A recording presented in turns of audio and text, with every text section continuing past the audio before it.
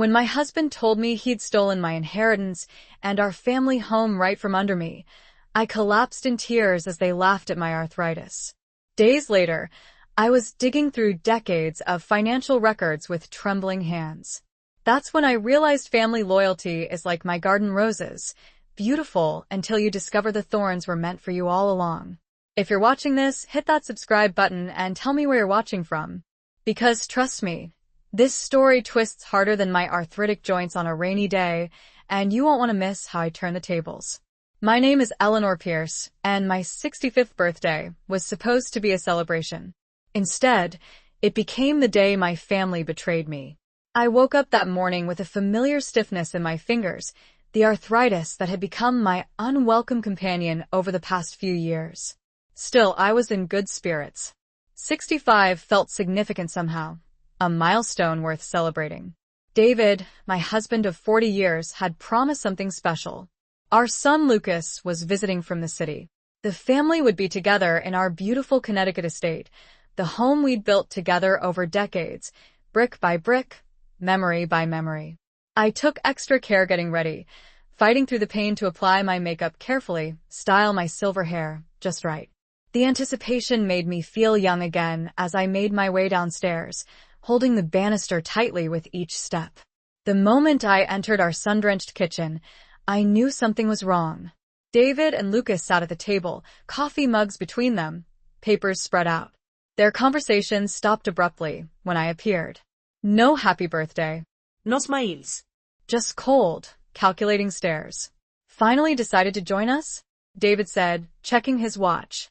The mockery in his voice was unfamiliar, shocking. Did you need a walker to get down the stairs? Lucas added with a snicker that felt like a slap across my face. My own son mocking my pain. I stood frozen, unable to process the cruelty from the two people I loved most in the world. What's going on? I asked, my voice small. Business, Eleanor, David said, sliding a folder toward me. Just some papers that need your signature. Script part separator equals. Papers? What papers? I asked, pulling out a chair. The scrape against our Italian tile floor seemed to echo in the tense kitchen.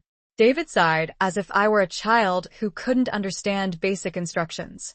The transfer of ownership for the house and our assets. It's just a formality. My hand trembled as I reached for the folder. Inside were legal documents, pages of them, with yellow tabs indicating where I should sign. I don't understand, I said, skimming the dense legal text. Transfer to whom? To me and Lucas, David said flatly. We've discussed this, Eleanor. With your condition worsening, it makes sense to put things in order. My condition? I never once mentioned retirement or giving up control of our finances. Yes, my arthritis made mornings difficult, but I was still sharp, still capable. We never discussed this, I said, my voice gaining strength as shock gave way to anger. Lucas rolled his eyes. Mom, you're forgetting things all the time now. Last week you couldn't even remember Aunt Clara's birthday. That's because Aunt Clara's birthday is in October, not September like you claimed, I shot back. David cleared his throat. The point is, Eleanor, you're not as reliable as you once were. This house, our investments, they need proper management. My management has kept this family afloat for 40 years, I said, pushing the papers away. I'm not signing these. David's face hardened, the loving mask completely gone. You don't have a choice. The trust was amended last year. Remember when you signed papers for the new insurance policy? There were a few additional documents included. My blood ran cold. You tricked me? Lucas had the decency to look somewhat uncomfortable, but David just shrugged. Consider it a retirement package, he said. You'll have your monthly allowance. The guest house is yours to live in. We're not monsters, Eleanor. Not monsters? My voice shook with rage. You're stealing my home. Script part separator equals. David leaned back in his chair with an air of smugness that made my stomach turn. The house has already been transferred, Eleanor. It's done. Impossible, I whispered, though the certainty in his eyes told me otherwise. Lucas checked his watch impatiently. Mom, we have a meeting with the contractors at 11. We're thinking of converting your sewing room into a home gym. My sewing room? Where I'd crafted quilts for new babies, Halloween costumes, and Christmas stockings. Where the quilt I was making for Lucas's eventual children sat half-finished. You can't do this, I said, voice cracking. Already have, David replied, standing up. Oh, and happy birthday. There's cake in the fridge if you want some. He smirked, adding cruelly, though with your arthritis you might need help cutting it. They both laughed as they gathered the papers. The sound of their mockery pierced deeper than any physical pain I'd ever felt. I built this house, I shouted, slamming my palm on the table. I chose every fixture, every paint color. I planted those gardens with my own hands. And now you can barely hold a trowel, Lucas said with false sympathy. Dad's right. It's for the best. They walked out, leaving me alone in the kitchen I designed, surrounded by 40 years of memories suddenly turned bitter. I couldn't breathe, couldn't think. The betrayal was so complete, so calculated that it felt like a physical blow. I sat there, trembling, until Jenny, our housekeeper of 15 years, found me an hour later. Mrs. Pierce? She asked, concern evident in her voice. Are you all right? I looked up at her kind face and finally broke down. They've taken everything, Jenny. Everything. Jenny sat beside me, her warm hand covering my gnarled one. I was afraid this would happen, she whispered. I've been seeing things, hearing things. What things? I asked, desperately wiping tears from my face. Jenny glanced nervously toward the door. Mr. Pierce has been meeting with lawyers for months. And last week, I overheard him talking about selling to developers once you were out of the picture, was how he put it. Selling? The house that had been in my family for generations? The estate I'd brought into our marriage? How soon? I asked, a strange calm settling over me. The developers are coming next week for a final walkthrough. 7 days. I had 7 days before my family legacy would be bulldozed for what? Condos? A shopping center? I need your help, Jenny, I said, my voice steadier than I expected. And I need to make a phone call.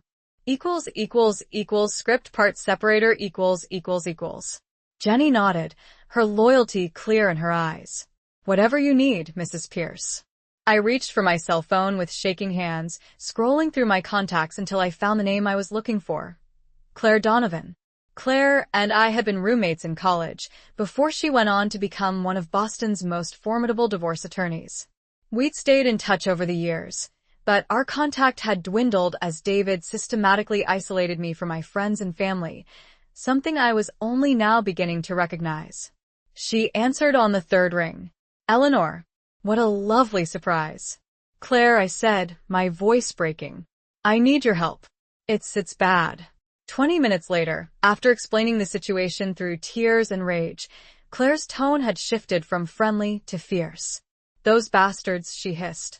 Do not sign anything else. Do not leave that house. I'm canceling my appointments and driving to Connecticut this afternoon. They said everything's already been transferred, I whispered. There's always a paper trail, Eleanor. And if there was fraud involved, which it sounds like there was, we can fight this. I'm bringing my associate who specializes in estate fraud. We'll be there by dinner. After hanging up, I felt something I hadn't in hours. Hope. But I knew David and Lucas would be furious if they discovered I was fighting back. Jenny, I said, not a word about Claire coming. If they ask, I'm too upset to come out of my room. Jenny squeezed my hand. Mr. Pierce fired me this morning, she confessed. Said they'd be bringing in younger help next week. I was coming to say goodbye when I found you. Another betrayal. Another ally David had tried to remove. Don't go, I pleaded. Claire will need information about what you've seen and heard. And my voice caught. I need a friend right now. Jenny's eyes were determined. I'll stay as long as you need me, Mrs. Pierce. And while we wait for your lawyer friend, perhaps we should start gathering evidence. Script part separator equals. I nodded, determination cutting through my grief. The study. David keeps everything there. We moved quickly, aware that David and Lucas would return soon. My husband's study had always been his sanctuary, a place where I rarely ventured out of respect for his privacy. What a fool I'd been. Jenny kept watch at the door while I rummaged through the mahogany desk drawers with fingers that refused to cooperate fully. The pain in my joints flared, but adrenaline pushed me forward. Check the safe, Jenny whispered. Behind the painting of the sailing ship. I raised an eyebrow. How did you know about that? I clean in here every week, Mrs. Pierce. Mr. Pierce isn't as careful as he thinks. The safe was unlocked, another sign of David's arrogance. Inside, I found a treasure trove. Bank statements showing massive transfers to offshore accounts, correspondence with developers called Horizon Ventures, and most damning of all, a life insurance policy on me for $5 million, taken out just 6 months ago. My hands shook as I examined the documents. He's been planning this for years. There's more, Jenny said, pulling out her phone. I've been taking pictures whenever I cleaned. Listen to this recording from last month. She pressed play, and David's voice filled the room. Once she's settled in the guest house, we'll accelerate the timeline. The doctor says her condition could be managed with better medication, but we'll make sure she stays just uncomfortable enough to keep her compliant. Lucas is on board. He just wants his inheritance, now rather than later. Tears stung my eyes, but they were tears of rage, not sorrow. They've been deliberately keeping me in pain. Jenny nodded grimly. I found prescription bottles in the trash, your medication, but stronger doses than what you've been taking. The betrayal went deeper than I could have imagined. Not just stealing my home and legacy, but actively sabotaging my health. I clutched the edge of the desk as the room seemed to spin. We need to copy everything, I said, voice steady despite my shock. And then put it back exactly as we found it. They can't know we're onto them. By the time Claire arrived that evening with her associate, a sharp-eyed young woman named Melissa, we had assembled a damning collection of evidence. I greeted them at the service entrance, away from the main driveway where David might see. Claire embraced me tightly. You look awful, she said bluntly. You try being betrayed by your entire family, I shot back. Script part separator equals. She smiled grimly. That's the Eleanor I know. Now let's get to work. We gathered in my private sitting room, the one place in the house David rarely entered. As Claire and Melissa reviewed our evidence, their expressions grew increasingly grim. This is serious fraud, Melissa said, examining the trust documents. And potentially criminal. The medication tampering alone. What are my options? I interrupted, not wanting to waste time on outrage when action was needed. Claire leaned forward, eyes intense. Option 1. We file emergency injunctions to freeze all assets and transfers pending investigation. Risky, because it tips our hand immediately. Option 2, Melissa continued. We quietly gather more evidence, especially about the medication tampering, then approach the district attorney. How long would that take? I asked. Weeks, possibly months, Claire admitted. I don't have weeks. The developers are coming in 6 days. Jenny, who had been silent until now, cleared her throat. What about Mr. Crawford? The name hit me like a thunderbolt.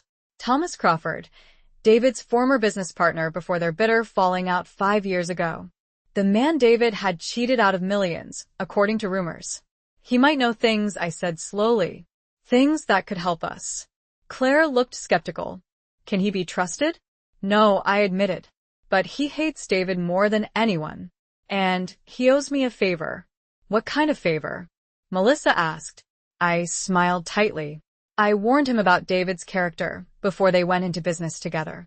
He didn't listen, but he always said if I ever needed anything, it's risky, Claire cautioned. So is doing nothing, I countered. I'll call him tomorrow. Suddenly, we heard the front door slam. David was home. Script part separator equals. Claire and Melissa quickly gathered the documents, shoving them into their briefcases. Eleanor, act normal, Claire whispered urgently. We were never here. Call me tomorrow, after you speak with Crawford. They slipped out through my private entrance as Jenny hurriedly straightened the room. I took a deep breath, steeling myself for the performance of my life. Minutes later, David knocked on my door. Eleanor? He called, his voice falsely concerned. Are you all right? I mussed my hair, pinched my cheeks to make them red, and opened the door with a tissue clutched in my hand. "What do you care?" I asked, injecting just the right amount of defeated bitterness into my voice. David sighed, playing the patient husband perfectly. "I know today was a shock, but it really is for the best. You'll see." "I need time," I said, looking away, "to process everything." "Of course," he said magnanimously. "Take all the time you need. I've arranged for Dr. Miller to visit tomorrow. He has some new medication options that might help with your discomfort." My blood ran cold at the mention of more sabotaged medication, but I forced a nod. "Thank you," I managed. After he left, I sank onto my bed, trembling with rage and fear. They weren't just stealing my home. They were slowly poisoning me. The next morning, I waited until David left for his golf game before making the call to Thomas Crawford. His secretary initially tried to block me, but when I mentioned David's name, I was put through immediately. "Thomas? It's Eleanor Pierce." His voice was guarded but curious.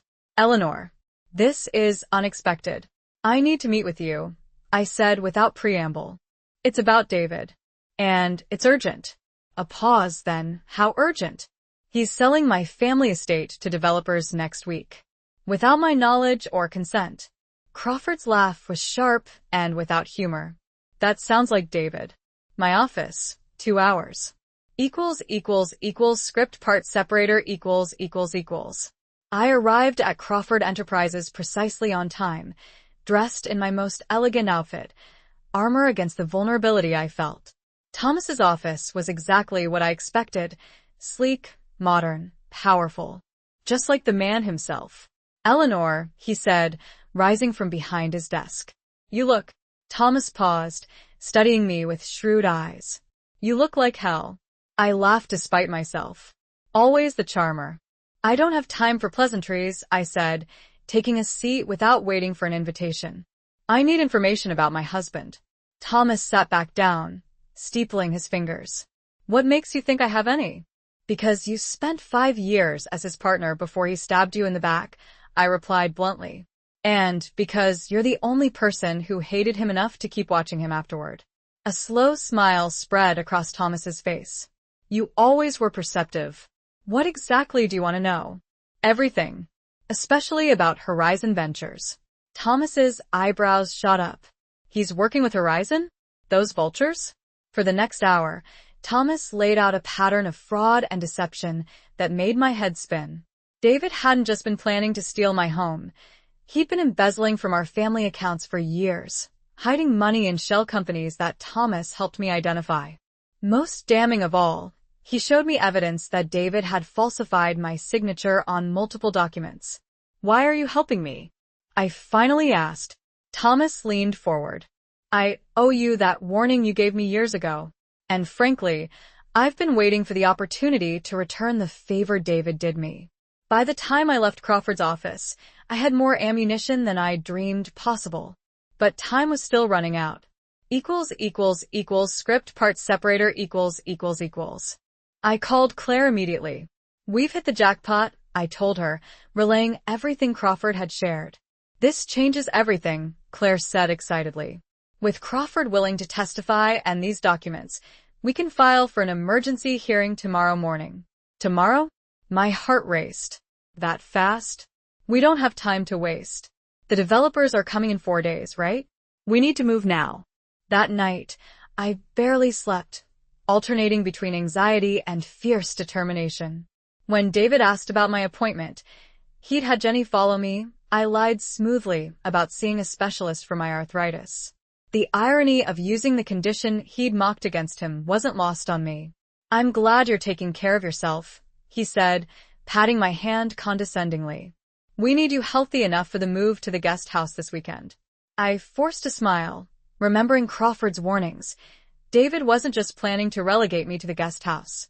According to his information, once the sale went through, David planned to have me declared mentally incompetent and moved to a care facility upstate, essentially a prison where he could continue drugging me while spending my family's money. The next morning, I told David I was meeting my gardening club. Instead, Claire picked me up around the corner, and we headed to the county courthouse.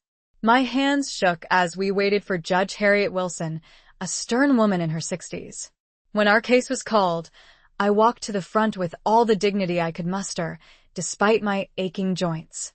Claire presented our evidence methodically: the falsified signatures, the medical tampering, the embezzlement patterns. Your Honor, she concluded, we're requesting an immediate freeze on all assets and property transfers pending a full investigation and temporary sole control of the estate returned to Mrs. Pierce. Script part separator . Judge Wilson peered at me over her reading glasses. Mrs. Pierce, these are serious allegations against your husband of 40 years.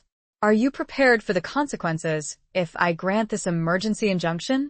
I straightened my shoulders. Your Honor, I've spent my entire marriage building a life with a man who is planning to drug me and abandon me while stealing my family legacy. I'm more than prepared. She nodded, seemingly satisfied. The evidence of fraud is compelling. I'm granting the emergency injunction effective immediately. All assets are frozen, and the property cannot be transferred or sold pending further investigation. Relief flooded through me so powerfully, I nearly collapsed. Claire squeezed my hand triumphantly as the judge continued. Furthermore, I'm issuing a restraining order against David Pierce.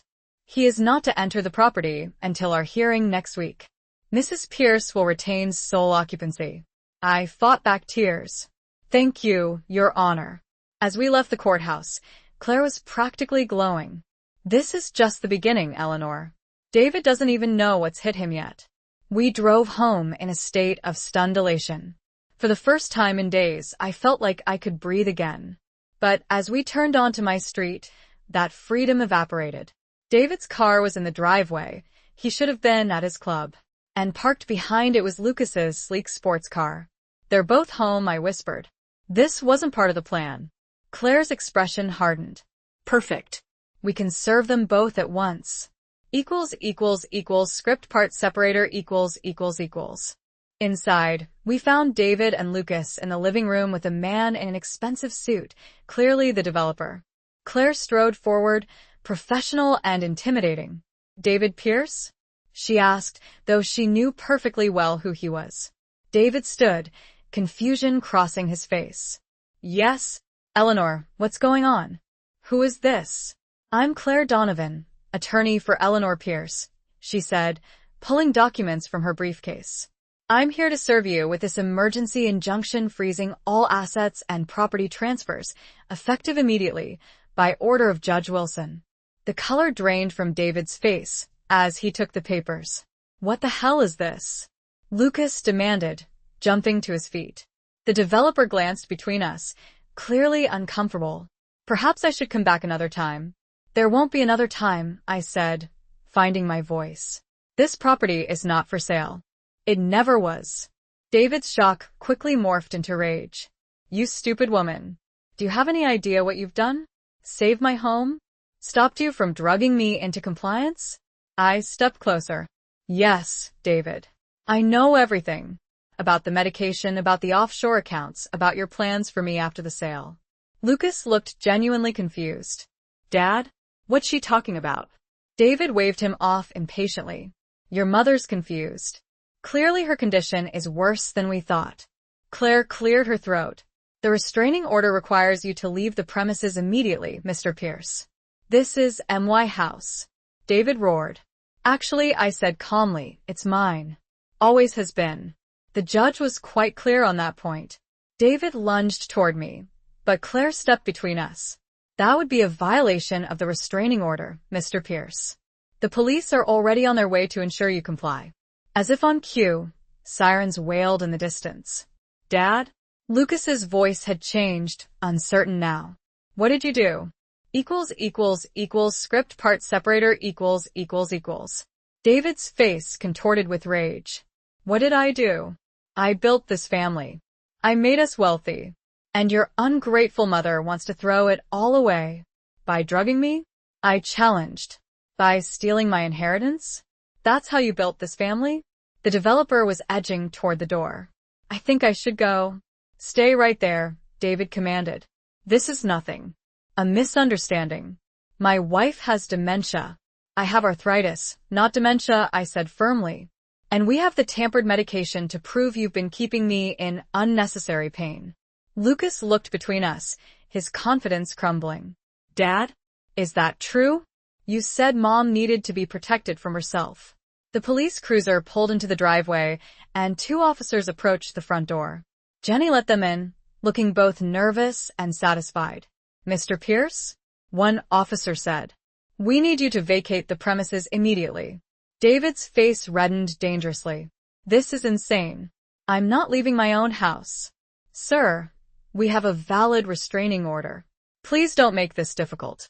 As the officers moved toward him, David suddenly lunged for his briefcase, pulling out a folder. You think you've won? There's something your precious lawyer doesn't know. He thrust a document at Claire. The trust has a medical incapacity clause. Eleanor's condition makes her unfit to manage her affairs. I've had 3 doctors sign off. Claire barely glanced at the papers. Doctors who prescribed medication that kept her in pain? Doctors you paid? That's called conspiracy, Mr. Pierce. The officers took David by the arms. Sir, you need to come with us. Lucas. David called desperately. Tell them your mother is unwell. My son stood frozen, looking lost. The confident, mocking young man from my birthday was gone, replaced by someone confused and afraid. I don't know what's happening anymore, Lucas whispered. As they escorted David out, he shouted, This isn't over, Eleanor. You think you know everything? You have no idea what's really going on. The door closed behind them, leaving me standing in my foyer with Claire, Lucas, and a very uncomfortable developer. I turned to the businessman. As I said, this property is not for sale. Not now, not ever. Script part separator . The developer nodded quickly, gathering his things. I'll just see myself out. After he left, Lucas collapsed onto the sofa, head in his hands. How could he do this? Drug you? I never knew about any of that, Mom. I swear. I wanted to believe him, but trust had become a luxury I couldn't afford. What did you think was happening, Lucas? When you mocked my arthritis. When you planned to renovate my sewing room. He looked up, eyes red. Dad told me you were getting worse, forgetting things. That the doctors said you needed supervision but were too proud to admit it. He said the house was too much for you to manage. And you believed him without ever asking me? I said, my voice cracking. Your own mother? Lucas hung his head. He's my father. I trusted him. Claire put a gentle hand on my shoulder. I need to get back to the office to prepare for the hearing next week. Will you be all right? I nodded, suddenly exhausted. Jenny will stay with me. And I looked at my son, torn between anger and maternal instinct. And Lucas and I need to talk.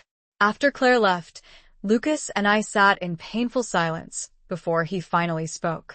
The things Dad said about you, they seemed plausible. You've been in so much pain lately. More forgetful. Because he was tampering with my medication. I exploded, making me worse on purpose. I didn't know. Lucas insisted, tears forming. But I should have questioned it. Should have talked to you directly.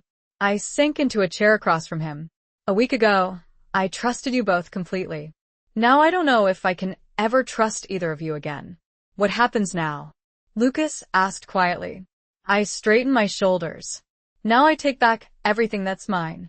And decide who deserves to remain in my life. The week that followed was a whirlwind. While Lucas moved to a hotel, my choice, not his, Claire and her team built an ironclad case. Thomas Crawford provided financial records showing how David had systematically embezzled from our accounts for years. Jenny testified about the medication tampering. 3 different handwriting experts confirmed my signatures had been forged. David, meanwhile, hired the most expensive attorney in Connecticut, a shark named Victor Harmon. They filed countermotions, claiming I was mentally unstable, attempting to freeze my access to all accounts. But they underestimated how thoroughly we'd prepared. The final hearing was scheduled for Wednesday, exactly 1 week after I'd served David with the injunction. The courtroom was packed with curious onlookers, local reporters, and even some of our so-called friends from the country club. I wore my grandmother's pearls and a navy suit that conveyed exactly what I wanted: dignity, strength, and the confidence of a woman who knew she would win. When David entered with Harmon, he avoided my eyes. He looked smaller somehow, diminished without his mansion and power. Lucas sat in the back, having refused to testify for either side. Judge Wilson entered, and the proceedings began. For 3 hours, evidence was presented, witnesses testified, and lawyers argued. David's attorney painted me as a confused, vindictive old woman. Claire systematically dismantled every claim with documented evidence. Finally, Judge Wilson spoke. After reviewing all evidence, this court finds clear and convincing proof of fraud, financial exploitation, and potentially criminal misconduct by David Pierce. The emergency orders are hereby made permanent. She looked directly at David. Mr. Pierce, I am referring this matter to the district attorney for potential criminal charges. All assets are returned to Mrs. Pierce's sole control. Furthermore, the divorce petition Mrs. Pierce has filed will proceed with these findings in consideration. I closed my eyes briefly, savoring the word, divorce. Freedom. As we left the courthouse, reporters shouted questions. I paused on the steps, Claire beside me, and faced the cameras. Today isn't about revenge, I said clearly. It's about justice. And a reminder that age and arthritis don't make someone helpless or foolish. I looked directly into the main camera. To anyone being mistreated or underestimated because of their age or health, fight back. You are stronger than they think.